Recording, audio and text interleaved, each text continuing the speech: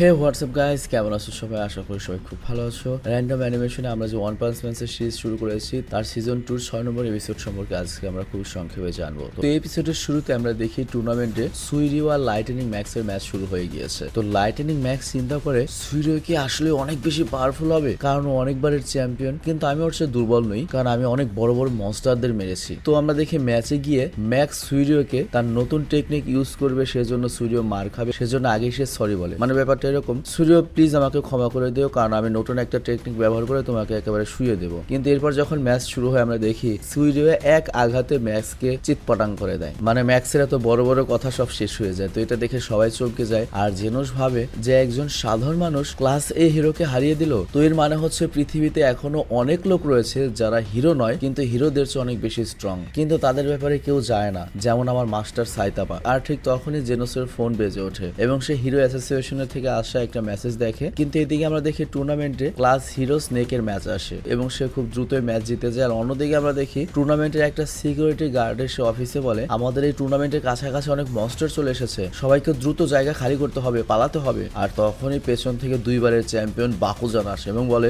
এটার কোনো দরকার নেই, কারণ এই জায়গা মার্শাল আর্টের মাস্টার দিয়ে ভর্তি, তো সাধারণ মানুষের জন্য এটা সবচেয়ে সেফ জায়গা। আর তারপরেও যদি কোনো মনস্টার ভেতরে চলে আসে, ওর বিচি একেবারে কেটে শেষ করে দেবো আমরা, তারপর বারবিকিউ করে খাবো। আর এদিকে আমরা দেখি জেনোস দেখে মনস্টাররা আসলে সিটিতে চলে এসেছে, আর সে চিন্তা করে সাইতামাকে কি বলবো, কিন্তু পরে চিন্তা করে না, সাইতামা মাস্টার এখানে টুর্নামেন্ট খেলুক, আমি একাই ওদের বিচি কেটে নেব, কারণ সাইতামাকে যদি মনস্টারের ব্যাপারে বলি সে টুর্নামেন্টে ফোকাস করতে পারবে না। আর এরপর আমরা দেখি জেনোস অ্যারেনার বা টুর্নামেন্টের বাইরে আসে এবং সবচেয়ে প্রথমে তার দেখা হয় ফেস রিভার এবং এমন কিছু মনস্টারের সাথে, যেখানে জেনোস তার ইলেকট্রিক পাওয়ার ব্যবহার করে এবং একে একে সকল মনস্টারকে খুবই সহজে তেলাপোকার মতো মেরে ফেলে। আর অন্যদিকে টুর্নামেন্টে তো ম্যাচ কন্টিনিউ হচ্ছিল, তো একের পর এক লোক এসে ফাইট করছে এবং বিজয়ী প্রতিযোগীরা ফাইনালের দিকে এগোচ্ছিল। আর তারপর ম্যাচ শুরু হয় শোরফেস আর জ্যাকোম্যানের মধ্যে। তো এখানে আমরা দেখতে পাই ওরা দুজনেই দুজনকে দেখে ভয় পাচ্ছিল। শোরফেস ভয় পাচ্ছিল জ্যাকোম্যানের বডির সাইজ দেখে, যে এত বড় বডি, এত বড় ফিগার, সে হয়তো অনেক স্ট্রং হবে।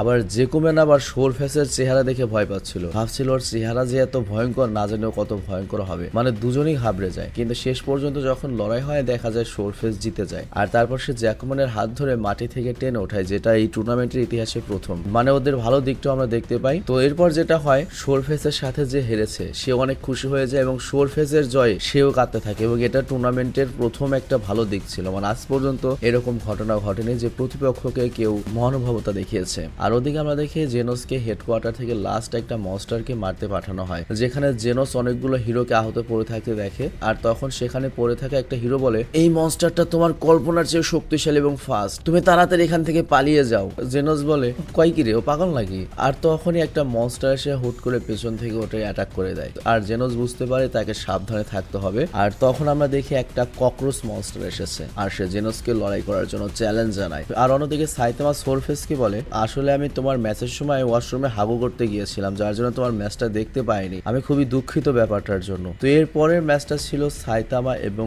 বাকুজানের। তো এখানে শোরফেস সাইতামাকে একটু বোঝানোর চেষ্টা করে যে বাকুজান কিন্তু খুবই ডেঞ্জারাস, কিন্তু সাইতামা তার বেল্ট বাঁধতে ব্যস্ত ছিল, সে ওর কোনো কথাই শুনে রিগে চলে আসে। তো রিগের মধ্যে বাকুজান বলতে থাকে যে আমি তোমাকে কিভাবে মেরে টুকরো টুকরো করে একেবারে বকরি কাটা কাটবো, কিন্তু সাইতামা তার বেল্ট বাঁধতেই ব্যস্ত, ওর কোনো খেয়ালই নেই। আর তখন কমেন্টেটর বলতে থাকে, বাকুজান এত ভয়ঙ্কর যে বাকুজানের টিম আগে থেকে একটা স্ট্রেচার এবং অ্যাম্বুলেন্স রেডি রাখে, যাতে বাকুজানের হাতে যারা মার খাবে তারা যেন দ্রুত হসপিটালে গিয়ে অন্তত বাঁচতে পারে। আর বাকুজানকে তো চিনতে পারছো, দুইবারের চ্যাম্পিয়ন, খুবই ডেঞ্জারাস। কিন্তু যখনই বাকুজান সাইতামার মাথায় হাত রাখে, সাইতামার প্রচুর রাগ উঠে যায় এবং সে এক ঘুষিতে বাকুজানকে রিং এর বাইরে ছুঁড়ে মারে, যা দেখে সবাই শকড হয়ে যায় যে এটা কি হইলো। কেউ বিশ্বাসই করতে পারছে না যে এরকম ছোট্ট মোট্ট পিঁপড়ার মতো একটা মানুষ এত শক্তিশালী হতে পারে। আসলে সাইতামা বাকুজানকে কিন্তু ফাইটের জন্য মারেনি, সে এই জন্য মেরেছে যে তুই মাথায় হাত দিলি কেন, আমার নকল চুল পরে রয়েছে, যদি চুলটা খুলে যেত, তো সেই আগে মূলত তোকে মেরেছে। তো 4 বারের চ্যাম্পিয়ন সুইরিও যখন এটা দেখে, সে চিন্তা করে আমাকেও সাইতামার মতো ওয়ান শটে সব ফেলে দিতে হবে, সাইতামা আসলেই মাস্টারপিস।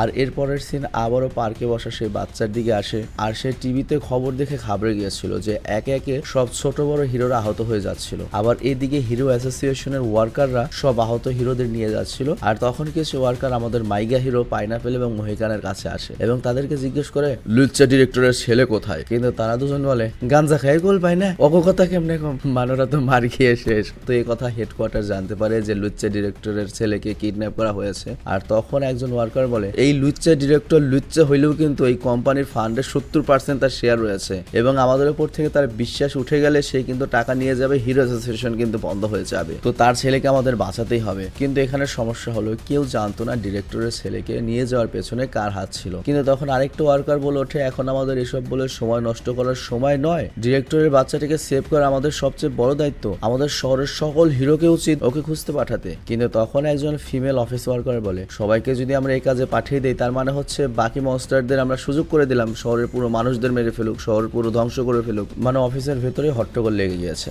আর অন্যদিকে আমরা দেখি ওই ককরোচটা অ্যাকচুয়ালি অনেক ফাস্ট ছিল এবং ওকে ট্র্যাক করা অনেক কঠিন ছিল জেনোসের জন্য, কারণ ও এত বেশি দ্রুত নড়াচড়া করছিল যে জেনোস বুঝতেই পারছিল না কই থেকে আসছে কই থেকে ওকে মারছে। তো এর জন্য জেনোস অনেক মার খায় আর সে বুঝতে পারে না এখন কি করবে, কারণ সে ককরোচকে দেখতেই পারছিল না। আর ককরোচ করছিল কি লুকানোর জন্য বিল্ডিং এর চিপা, এসিড চিপা, মানে বিভিন্ন জায়গায় যাচ্ছিল। তো তখন জেনোসের মাথায় হঠাৎ করে একটা বুদ্ধি আসে এবং সে তার এই টেকনোলজিটা এর আগে কখনো ইউজ করেনি। তো সে সিদ্ধান্ত নেয় আজকে ওই টেকনিকটা সে ইউজ করবে। এরপর যখনই ককরোচ পেছনে আসে জেনোসের এবং বলে তোমার মতো রোবট আমার কিচ্ছু করতে পারবে না শালার বলে, কিন্তু তখনই জেনোস করে গিয়ে তার পা থেকে গ্লু রিলিজ করে, মানে আঠা। তো এর ফলে যেটা হয় সে আঠার সাথে ককরোচ আটকে যায়। আর তারপর জেনোস বলে ক্যারে কত না বড় বড় কথা কইলি, আর একটা ব্লাস্ট করে দেয়। আর ওই ব্লাস্টে ককরোচ একেবারে ল্যাড়া বেড়া হয়ে যায়। আর এরপর আমরা দেখি জেনোস আবারও টুর্নামেন্টে ম্যাচ দেখতে যখন ফিরে আসছিল তখনও ফিল করে ওর কাছে অনেক দ্রুত কেউ অ্যাটাক করতে আসছে, কিন্তু জেনোস পেছনে তাকানোর আগে এত বড় একটা ধামাদার অ্যাটাক হয় যে জেনোসের শরীর ধ্বংস হয়ে যায় এবং সে নিচে পড়ে যায়। তো বুঝতেই পারছো এটা কত শক্তিশালী একটা মনস্টার হতে পারে, কিংবা সেই ককরোচও হতে পারে, আই এম নট শিওর। তো এর পরের সিন আসে ফুকুবির কাছে,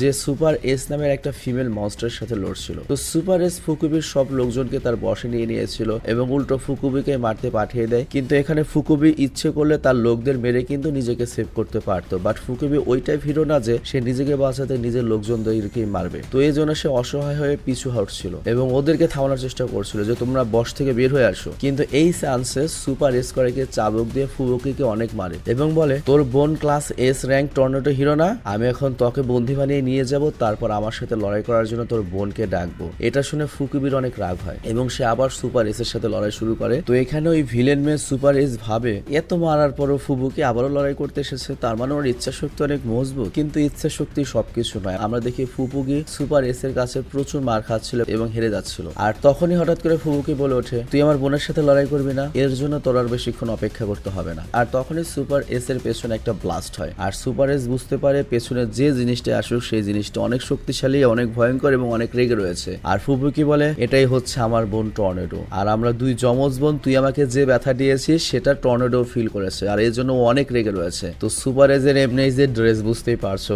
এটা যদি এনিমি না হয়ে বাস্তব মানুষ হতো কেমন দেখাতো কল্পনা করা যায়। তো সুপার এস তখন সিরিয়াস লেভেলের ভয় পেয়ে যায়, কিন্তু সুপার এস কিছু করবে তার আগেই ওর পায়ের সামনে ওর সাথীর একটা লাশ এসে পড়ে এবং ওই লাশটা শেষ নিঃশ্বাস ত্যাগ করার আগে বলে আভা ও অনেক ভয়ঙ্কর, বাঁচতে চাইলে পালান। তো তখনই সুপার এস করে কি আকাশের দিকে তাকায় আর সে ট্রাইবাল টর্নেডোকে দেখতে পায়। তো ফুবুকি তখন টর্নেডো মানে ওর বোনকে বোঝানোর চেষ্টা করে যে যাই করো আমি এখানে সব সামলে নেব, কিন্তু টর্নেডো বলে চুপ কর, তুই এত কিছু ছিঁড়তে পারলে এখানে আমার আসতে হতো না, যা ভাত রান্না কর, তোর কাজ ওটাই। তো আর তখন আমরা দেখি সুপার এস আই মিন ওই মহিলা ভিলেন করে কি ফুবুকির যত লোকজন রয়েছে যাদের সে বশ করে রেখেছে ওদেরকে পাঠায় টর্নেডোকে অ্যাটাক করার জন্য, যাতে সে নিজেই সুযোগে এখান থেকে পালাতে পারে। কিন্তু ফুবুকি তখন তার বোন টর্নেডোকে রিকোয়েস্ট করে বোন যাই করো সেই লোকজনের কোনো দোষ নেই, ওদেরকে মারিস না, ওরা আমার লোক, ওদেরকে জাস্ট এই শয়তানি বশ করে রেখেছে। কিন্তু ততক্ষণ অনেক দেরি হয়ে গিয়েছিল, টর্নেডো ওদের সবাইকে তুলে দেয়ালে ছুঁড়ে মারে। আর তারপর দুই বোন দেখে সুপার এস মানে ওই মেয়ে ভিলেন ততক্ষণ এখান থেকে পালিয়ে গিয়েছে। তো যাই হোক এরপর টর্নেডো ফুবুকিকে বলে তুই এই সব লোকদের সাথে টিম বানিয়ে নিজে শক্তিশালী হচ্ছিস না, আরো দুর্বল হয়ে যাচ্ছিস, ওদের জন্য টেনশন, ওদের জন্য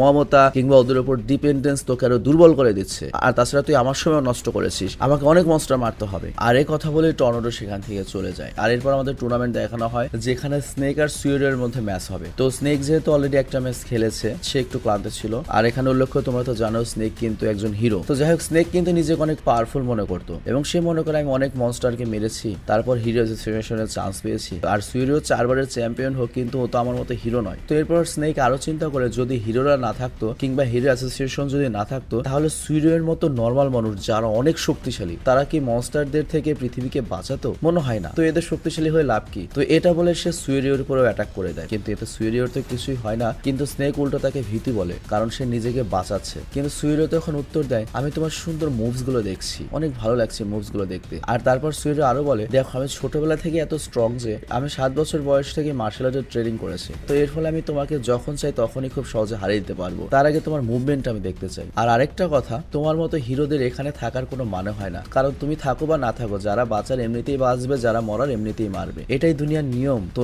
এটা শুনে স্নেক রেগে যায়। আর এরপর সিন বদলে হয়ে শহরের মধ্যে আসে, যেখানে আমরা দেখি চারদিকে মনস্টাররা ধ্বংসযজ্ঞ চালাচ্ছিল। তো মনস্টাররা হসপিটাল, জেল এবং বাকি সব পাবলিক প্লেসে এসে অ্যাটাক করছিল। আর এরপর আমরা দেখি একটা মনস্টার জেলে যায় পুরোপুরি প্রিজনারকে মারতে, মানে ওটা একটা হিরো। কিন্তু কয়েদিরা বলে পুরোপুরি প্রিজনার তো অনেক আগে জেল ভেঙে পালিয়েছে। আর ওদিকে আমরা দেখি মনস্টারদের সাথে লড়াই করতে আমাদের মোমেন রাইডার, মানে ওটা আমার দেখলে হাসি আসে। আর ট্যাঙ্ক টপ ম্যানের লোকজন হসপিটাল খালি করতে যাচ্ছিল, মানে ওই অবস্থায়। আর অন্যদিকে স্নেক সুইরিকে অনেক কিছু বলছিল যে তোমার মতো মানুষের বেঁচে থাকার কোনো লাভ নেই, কারণ দুনিয়ার এক পয়সার উপকারে আসবে না। আর লাস্টে আমরা দেখি সাইতামাকে, সে আবারও টয়লেটে বসে রয়েছে, মানে আবারও ওর হাগু চেপেছে। আই মিন সেভেস 420 যে সিরিজটা চলছে, ওটার যে নাইকার যে সিস্টেম, আমাদের সাইতামার একই অবস্থা, সবসময় চেপে থাকে। আর এদিকে আমরা দেখি গারো হাসছে আর টর্নেডো মনস্টারদের সাথে লড়াই করছে। তো এরপর গারো যায় হচ্ছে কুত্তা হিরোর কাছে এবং তাকেই পরবর্তী শিকার বানানোর চিন্তা করে। আর ওইদিকে স্নেক করে কি সুয়েরিওর উপর অ্যাটাক করতে আসে, কিন্তু সুয়েরিও সাইতামার মতো স্নেককে একটা আঘাতে হারিয়ে দেয়। আর তখন প্রচুর চিল্লাচিল্লির আওয়াজ হয়, আর সাইতামার পায়খানার ভেতর থেকে এই শব্দ শুনে মনে করে বাইরে এক্সাইটিং কিছু চলছে, কিন্তু আমার কি, আমি তো টয়লেট করছি। এটা আরো বেশি এক্সাইটিং একটা ব্যাপার। আর এরপর আমরা দেখি আরোচি নামের একটা বড় মনস্টারকে, আর এটা কিন্তু মনস্টার অ্যাসোসিয়েশনের লিডার, মানে মনস্টারদেরও একটা অ্যাসোসিয়েশন রয়েছে, যাকে মনস্টার কিংও বলা যায় আর কি। তো আরেক মনস্টার রয়েছে যার নাম হচ্ছে গিউরো গিউরো, তার কাছ থেকে মনস্টার কিং রিপোর্ট চায়। তো গিউরো গিউরো বলে, আমাদের মনস্টাররা পৃথিবীতে আতঙ্ক ছড়িয়ে দিয়েছে স্যার, আর হিরো অ্যাসোসিয়েশনের তো একেবারে পাতলা পায়খানা করে দিয়েছে। আর তারপর আরোচি আরো একটা মনস্টারের ব্যাপারে জিজ্ঞেস করে, কিন্তু কোন মনস্টার ওটার নাম বলা হয় না। আর তখন গিউরো গিউরো বলে, সে এখনো তার রাস্তা রয়েছে স্যার, একটু পরেই সে টুর্নামেন্টে পৌঁছে যাবে এবং টুর্নামেন্টের সকল সুপার ফাইটের জন্য বড় বড় শক্তিশালী লোকেরা এসেছে, ওদের সবাইকে মেরে ফেলবে। তো বুঝতেই পারছো এই মনস্টারটা কত বেশি শক্তিশালী হতে পারে, বা কোন সে মনস্টার তাকে এখন আমাদের দেখানো হয়নি। আর তারপরের দৃশ্যে আমরা দেখতে পাই ওইটাই কিন্তু সেই মনস্টার যে জেনোসের অবস্থা এত খারাপ করে দিয়েছে, তো কত বেশি শক্তিশালী। আর অন্যদিকে আমরা দেখি মেটাল নাইট এবং ডিরেক্টরের ছেলে কিন্তু এখন মনস্টার কিং এর হাতে বন্দী পাতালে। তো খুব ক্রিটিক্যাল একটা সিচুয়েশনের সাথে এই এপিসোডটা শেষ হয়ে যায়। তো যাই হোক, ভালো থেকো, সুস্থ থেকো, আমার জন্য দোয়া রেখো, আমিও যত সুস্থ থাকি।